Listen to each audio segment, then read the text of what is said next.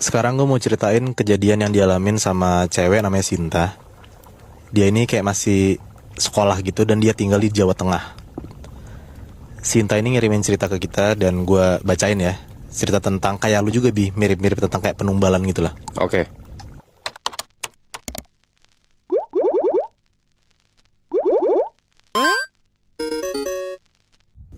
Jadi awal kejadian nih ya, Sinta nih pas malam hari tuh dia ngerasa kayak kedinginan, muntah-muntah dari jam 1 sampai subuh. Dan ternyata tuh Sinta sakit tipes. Nah pas hari ketiga dia sakit, dia gak masuk lah nih sekolah, dia izin. Di rumah Sinta tuh cuma ada 2 orang, dia sama mamanya. Nah pas itu tuh ada surat dari sekolah, mamanya tuh harus datang ke rapat sekolahnya karena harus kayak ada pembahasan yang penting itulah. Mau gak mau pas mamanya itu ke sekolah, Sinta yang sakit di rumah sendirian dong. Di rumah tuh dia. Jam 9 pagi nyokapnya cabut, Sinta sendirian di rumah.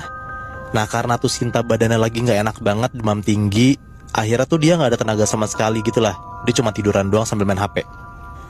Nah pas mamanya keluar, udah cabut nih, keanehannya muncul lah. Sintanya lagi scroll TikTok biasa, pakai headset nih dia. Jadi kan gak kedengeran suara orang dari luar gitu kan. Pas dia lagi nge-scroll TikTok, pakai headset tuh dia denger kayak tipis-tipis dari luar tuh ada suara orang kayak narik gorden gitu, kayak krek krek gitu. Mainin gitu ya. Iya. Nah buat ngepastiin, akhirnya Sinta lepas headsetnya dong.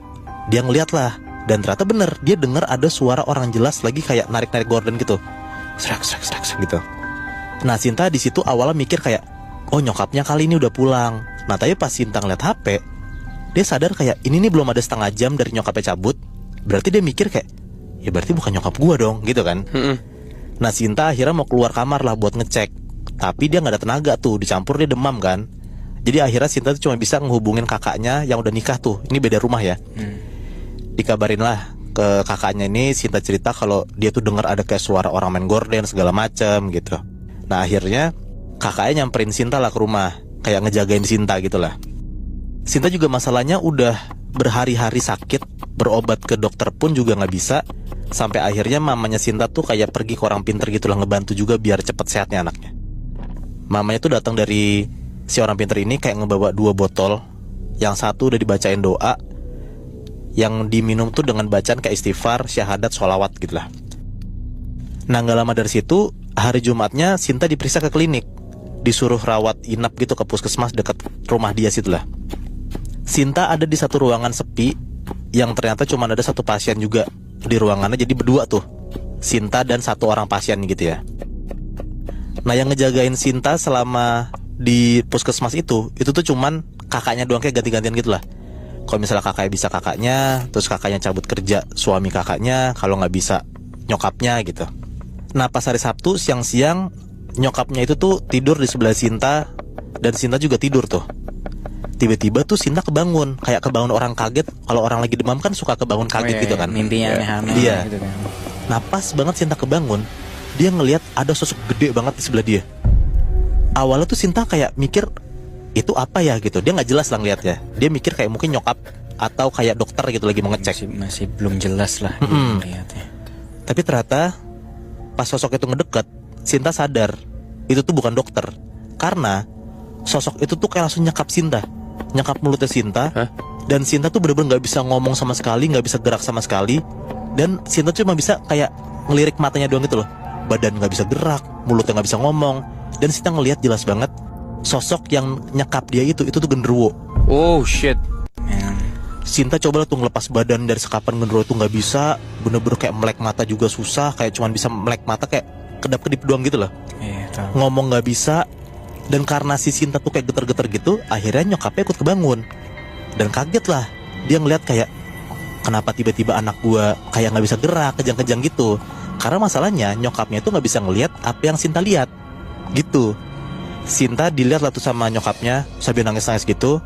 Dan akhirnya di malam hari ya, di malam yang sama, budenya Sinta itu jenguk Sinta lah, sama anaknya, sebut aja Yani ya. Jadi budenya Sinta dan Yani itu tuh datang tuh ngejenguk Sinta. Dan ternyata Yani ini bisa dibilang bisa ngelihat makhluk halus, indigo gitu. Oke. Nah mamanya Sinta langsung cerita lah nih ke Bude sama ke Yani, kalau Sinta itu tiba-tiba gak bisa gerak kayak ketindihan, dan ketindihannya tuh genderuwo. Iya. Nah besokannya habis subuh, mamanya Sinta tuh kayak pergi sebentar gitu. Yang ngejagain Sinta tuh gak ada. Jadi kayak Sinta sendirian. Di sebelah dia tuh cuman ada pasien lainnya gitu kan, tapi sama-sama gak kenal kan. Iya. Sinta tuh lagi kayak setengah sadar, melek tidur. Nah pas lagi kayak liar-liar gitu, Sinta ngerasa kayak tangan dia tuh dipukul kenceng banget. Nah tapi rasa yang dipukul sama Sinta tuh kayak bukan tangan biasa gitu loh. Sinta ngerasa tangan dia dipukul sama kayak tangan gede yang ada bulunya. Ya lo tahu kan maksudnya itu siapa kan? Iya. Kaget lah Sinta. Dia langsung baca istighfar, dia baca ayat kursi. Gak lama kemudian untung ya nyokap itu datang. Dan langsung tuh si Sinta ceritain lagi lah kejadian yang dialamin ke nyokapnya. Jam 4 sore kakaknya Sinta datang ngejenguk dia. Kakaknya cerita kalau anaknya si Bude itu, si Yani yang tadi gue bilang, itu tuh ternyata pas ngejenguk Sinta juga ngelihat genderuwo di atas rumah sakit itu, di atas plafon kamarnya, kayak ngeliatin Sinta aja gitu. Nah tapi si Yani ini gak berani ngomong karena kan kayak takut orangnya ketakutan kan. Iya. Akhirnya kayak Yani tuh cuma diem aja, pura-pura gak ngeliat gitu. Anjir, berasa Spiderman tuh genderuwo. Iya nempel gitu, lu bisa bayangin kan men. Gede banget lagi hitam gitu kan. Nah akhirnya gak gitu lama, ternyata orang pinter yang waktu itu disamperin sama nyokapnya si Sinta itu tuh bilang kalau ternyata Sinta itu, kalau bahasa orang sana ya, itu katanya kesawan genderuwo. Kayak Ya ikutin, ditempelin gitu lah. Nah itulah yang nyebabin kenapa Sinta tuh sakit tipes tapi gak sembuh-sembuh. Karena genderuwo tuh nempel sama dia gitu loh guys. Iya. Nah gak gitu lama Sinta tetap minum obat. Karena kalau misalnya gak minum obat, demam lagi. Minum obat, turunan, pas gak minum obat, demam lagi gitu. Akhirnya setelah 6 hari dirawat puskesmas itu, akhirnya Sinta minta pulang. Dan akhirnya dibolehin lah nih pulang sama dokternya. Pas pulang itu sekitar jam 11-an, Sinta cuman berdua sama nyokapnya doang di rumahnya. Nah pas itu Sinta tuh kayak cuman bisa tiduran doang main HP. Dan nyokapnya tuh lagi masak-masak gitu lah buat nyiapin makanan ke anaknya kan. Nah tiba-tiba pas Sinta lagi main HP, dia tuh ngerasa kayak kuping dia tuh panas banget. Lama-lama Sinta ngerasa kayak ada kayak sosok yang bisikin dia tapi gak jelas gitu guys. Kayak gitu. Nah Sinta tuh kupingnya panas banget. Dan akhirnya Sinta teriak lah ke nyokapnya, ketakutan gitu. Sinta udah gak kuat. Nah gak sampai situ aja, ternyata anak budenya itu si Yani juga bilang ke nyokapnya Sinta kalau ternyata di rumah Sinta itu juga ada penunggunya, tepatnya di kamar mandi sama di dapur. Nah orang tua Sinta tuh bilang kayak di rumah ini dulunya ternyata di belakang rumah dia tuh kayak ada sungai gitu. Nah ada sosok yang meninggal tenggelam di belakang situ. Nah sungainya itu mepet banget sama kamar mandi rumahnya Sinta. Jadi maka bisa dibilang kayak Yani kan bilang kan kalau ada spot yang serem banget di rumah Sinta itu ada di kamar mandi sama dapur. Nah karena ini gitu. I see, oke. Nah setelah beberapa hari akhirnya Sinta nih alhamdulillah sembuh lah dan bisa masuk lagi ke sekolah. Dan dia tuh coba buat ngelupain kejadian-kejadian yang dialamin gitu. Move on. Iya pengen move on gitu. Karena kan dia sadar kayak pas dia sakit tuh serem banget yang kejadiannya kan. Trauma pasti. Beberapa hari kemudian akhirnya orang pinternya datang ke rumahnya Sinta barengan sama kayak saudara-saudaranya tuh bilang kalau Sinta itu ternyata nggak cuman diikutin sama genderuwo, dia tuh diikutin juga sama Nyi Blorong. Oh shit. Nah Nyi Blorong itu pesugihan ular. Dan katanya si Sinta itu dikirimin sama orang buat dijadiin tumbal. Wah gila. Tapi sampai sekarang Sinta tuh nggak tahu dan keluarga tuh nggak tahu kayak kenapa tiba-tiba Sinta tuh dikirimin kayak pesugihan ular.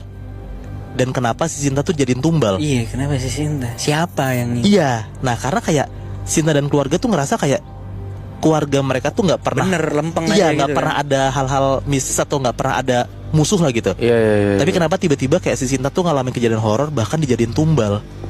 I see. Anjir, tapi kalau misalkan sampai sekarang pun lu nggak tahu, berarti ada kemungkinan masih akan ada nantinya kan? Iya. Jadi kayak kayak tebak-tebakan ini siapa yang ngirim. Iya benar-benar. Ini nyambung sih, nanti gue juga mau cerita tuh. Oke, berarti lu punya cerita horor ya, Bis? Ada. Oke, giliran lu deh cerita malam ini.